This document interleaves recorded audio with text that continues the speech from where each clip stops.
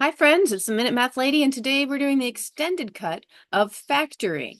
So this would be the kind of topic where you're given a trinomial and you're asked to break it down into two binomials that would have multiplied together to equal that. In other words, you're starting with something that's got an x squared term, a middle term with an x in it potentially, and a last term that's a number, and your goal is to reverse engineer what two sets of parentheses were multiplied together to equal that. And again, this word is factoring. Okay. So in this video, we're going to briefly go through what was in the 1 minute segment, and then we're going to expound on that a little bit. In the 1 minute segment, I basically broke it down this way. We have three essential steps. We're going to find what factors there are of the last term, what numbers multiply together to equal the last term, decide which pair of those adds up to be the middle term, and then write those things into factors.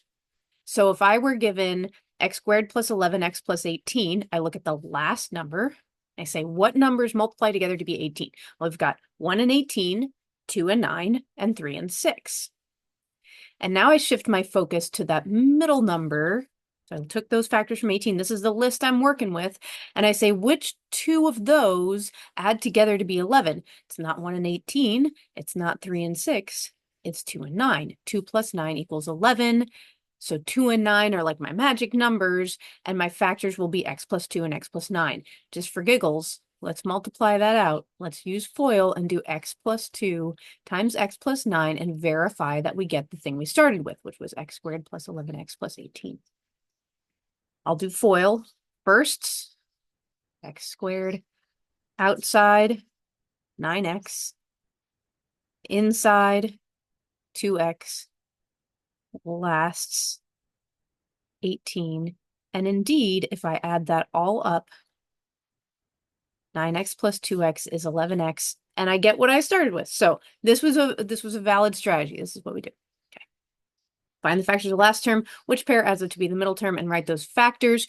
So let's try this one. Looking at the last term, what numbers multiply to be 20? 1 and 20, 2 and 10, or 4 and 5. Those are my only pairs. So now I focus on the middle term. Which of these pairs adds to be 9? It's not 1 and 20. 2 plus 10 is 12. It's not them. 4 plus 5 is 9. So 4, x plus 4, and x plus 5. 4 and 5 are like my magic numbers, and that is my factored form of this trinomial. Awesome. So you might be asking yourself, what happens if I've got a negative number in here? And let's just refresh our memory that this happens before. When we were doing multiplying binomials, we had to deal with negatives.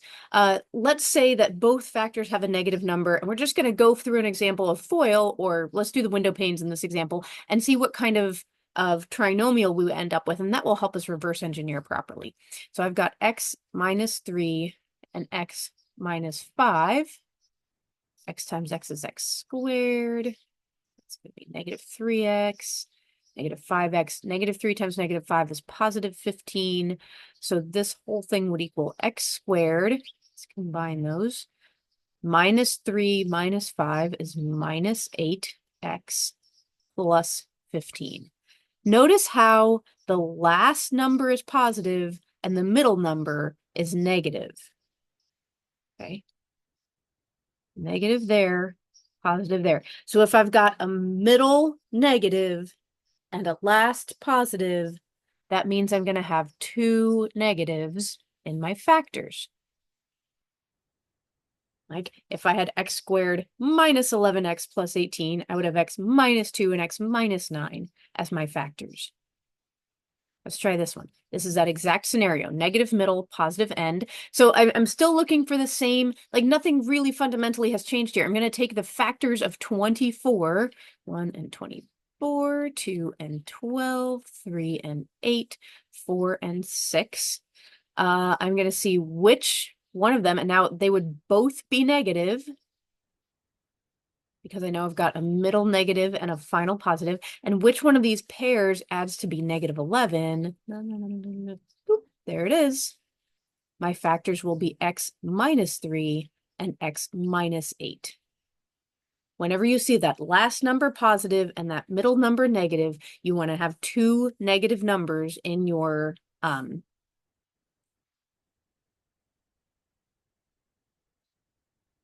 we go. Sorry. In your factors. Okay, so now what happens when one factor has a negative number, but one is positive? And I've got two distinct examples here for you. You can pause this and look through here, verify my math if you would like to, but we can see that here's an example where I've got one positive and one negative. I have a middle positive and a final negative number. Here's another example where I've got one negative and one positive number in my factors, and when the end, I've got a negative middle number and a negative final number. The only thing that these two have in common is this negative final number. They both have a minus at the end. You might already see what's happening here, that if the negative number, if that magnitude is smaller than the positive number, then I'm going to have a positive middle term because like the positive will outweigh the negative. If the middle negative is bigger than the middle positive, then my middle term will be negative because the negative outweighs the positive. But the one thing for sure, the middle term could be positive or negative, but the last term will always be negative. If you see a negative last term, one factor will have to have a positive number and one will have to have a negative number. So let's see that in action. So now I'm looking at negative 14. I'm still going to think of factors of negative 14, but now I'm going to qualify them this way. For every factor pair I have, like positive 1 and negative 14, I'm going to have a corresponding pair that could have the negative switched. Could have 2 and negative 7, or I could have negative 2 and 7. So I essentially double the number of factor pairs I have to check, but I still only have to check 4, and I'm looking for two numbers that add to be negative 5. It's not that one. It's not that one. It's this one. 2 plus negative 7 is negative 5. Positive 2, negative 7. Let's try one more of those. If I have the positive 5, now I still have the same factors, positive 1 and negative 14, negative 1 and positive 14, 2 and negative 7, negative 2 and 7. Now I'm checking to see what adds together to be positive 5. Still not this one. Still not that one. 2 plus negative 7 is negative 5. Negative 2 plus 7 is 5. Negative 2, positive 7. You can see the difference between these two is just which term gets the positive sign. Very similar. Okay, so the moral of the story here is if you see a negative middle term and a positive last term, you know your factors are going to be negative, negative.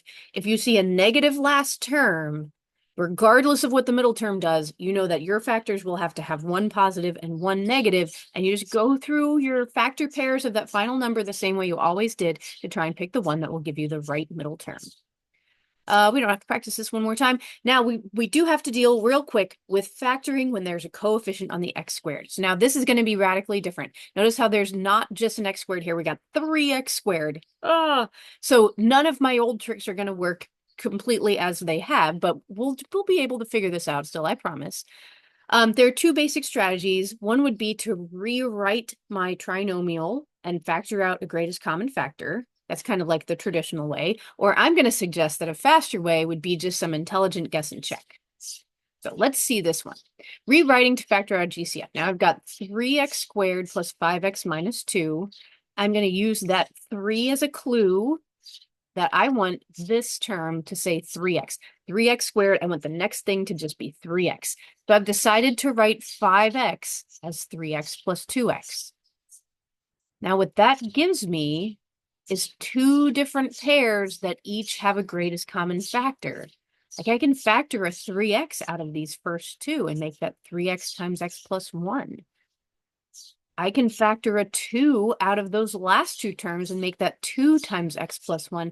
And do you notice how I've got x plus 1 happening twice?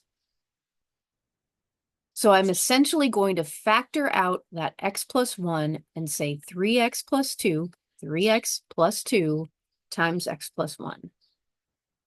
Let's do that again. Oops. Oh, there we go. So 5x squared plus 7x plus 2. I'm using the fact that that's a 5x squared to give me a clue that I want to break this 7x up as 5x plus 2x. So I'm going to pull out a 5x. It gives me x plus 1. Pull out a 2 and another x plus 1. This is really similar to that last example. That's sort of by coincidence. 5x plus 2 times x plus 1. All right, that's kind of the traditional way to do these problems. Now here's this intelligent guess and test business.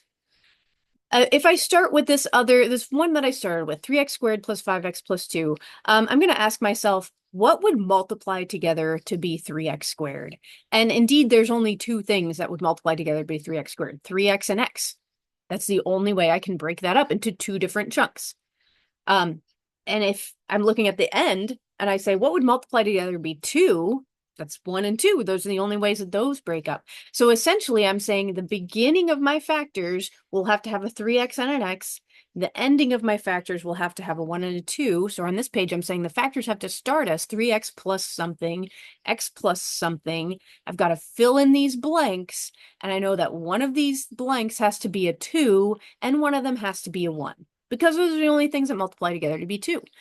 So now I've got two choices. Is it 3x plus 2 times x plus 1? Or is it 3x plus 1 times x plus 2? And I'm just going to go ahead and multiply these out. I'm going to use FOIL. 3x times x is 3x squared. Outsides, 3x. Insides, 2x. Lasts, 2.